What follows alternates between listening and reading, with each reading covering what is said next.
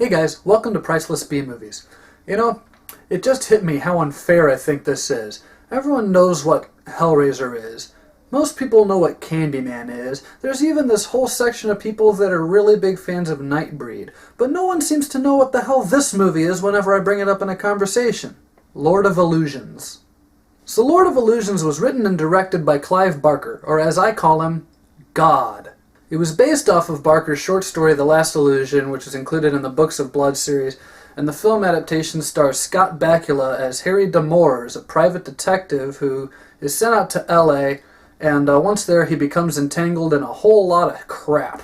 What I mean by that is that he's hired by Famke Janssen, who we all know from GoldenEye at that time, and she basically hires Demore because she's worried about her husband's safety, and her husband is named Swan, and Swan is basically Harry Houdini. He's like the best illusionist alive.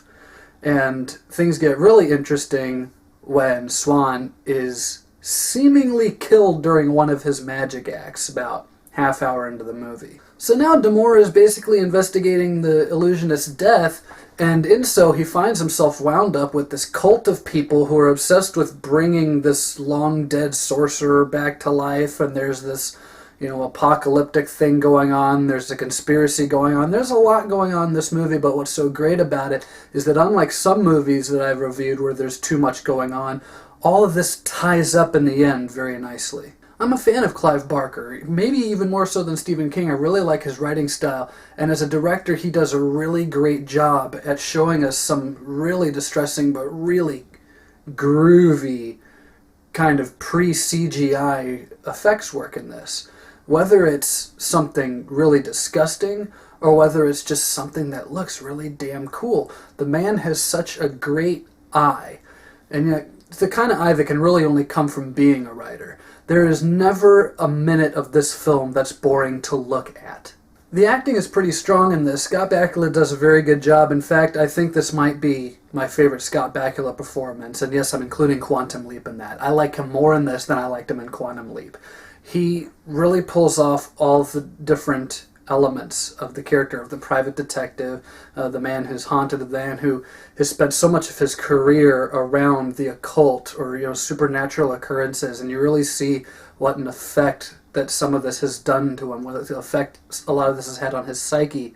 And it's really interesting to watch him try to solve the puzzle, but at the same time try to kind of watch his own back, not just from the very physical threats that are around him and the people who are after him, but also in a very spiritual sense. It's an excellent performance, and I really enjoyed it. Famke Janssen is pretty good in this too. She doesn't have as much to do as Scott Bakula does, but she definitely pulls off what she does very well. And I think the standout performance in this is actually from Kevin J. O'Connor, who plays Swan, who plays the magician, because what's important about his character in this is that there's a lot of revelations later on in the film about this character, and the limited screen time that he has, because he's basically only in the beginning and the end of the film. There's a huge stretch of the film where he's not around. He has so little to say, but so much has to get across in the performance, and Kevin J. O'Connor does this really well. It surprised me when you consider that this is the man that most people know from some pretty lackluster movies like the Mummy and Van Helsing, and he's always kind of that weird guy in the background, that weird supporting character. Now once again, just like Scott Bakula, I think this is my favorite Kevin J. O'Connor performance. I really like him as this magician in Lord of Illusions. Come to think of it, I don't really think anyone gives a bad performance in this. I think that if you think that the acting is bad in this, it's just because you're not quite getting everything that's going on. Sorry, but I'm going to throw that at you. I think every performance in this movie is great. The effects work, like I said, is phenomenal, especially when you consider that this was 1995 and, CG was a relatively new thing. Some shots in this are definitely dated, but for the most part, a lot of it still works. I think especially in the Blu-ray, you can kind of see into a little more how some of these effects are a little worn, but at the time this came out, these effects were top-notch, and a lot of them do still hold up today. Well, a lot of people attack this movie because it's kind of it attempts to be several different genres. It attempts to be a film noir, it attempts to be a horror movie, it attempts to be fantasy, I actually think that it wraps up very nicely. I think by the end of it, it's a very entertaining movie. It's a very smart movie. And smart horror movies back in 1995 weren't that common. We were still kind of getting over the slasher craze. We had a lot of dumb direct-to-video horror movies. We weren't getting a lot of theatrical, intelligent, intellectual horror movies.